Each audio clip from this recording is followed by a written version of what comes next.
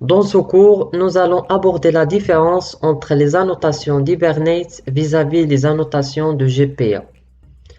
L'API de persistance Java, ou GPA, est une spécification qui décrit l'interface de mapping objet relationnel et de la gestion des objets persistants. Hibernate est l'une des implémentations populaires de GPA. On trouve aussi TopLink, Eclipse Link, Data Nucleus, OpenGPA, etc. Je veux juste vous donner un aperçu très simple auquel je pense dans mon esprit lorsque je pense à Hibernate et GPA.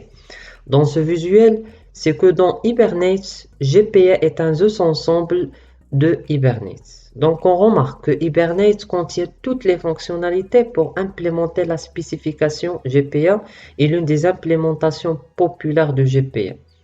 Mais si nous regardons au-delà de cette case lorsque nous passons à cette couleur dorée, alors nous utilisons des fonctionnalités supplémentaires à Hibernate. Alors tout ce que vous pouvez faire avec GPA, vous pouvez le faire avec Hibernate. L'inverse n'est pas vrai.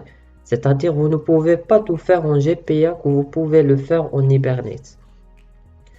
Lorsqu'on fait référence à des annotations du package javax.persistance, c'est-à-dire les annotations de GPA, il serait donc techniquement possible de passer d'une implémentation à l'autre sans avoir à modifier les classes de notre modèle, c'est-à-dire quelle que soit l'implémentation retenue, Hibernate, TopLink, Eclipse Link, OpenGPA, etc.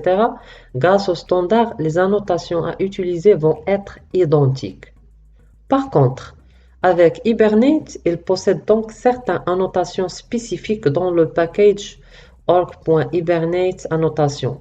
Ces annotations de contrôle des champs, surtout, qui n'ont pas encore été acceptées par le standard GPA.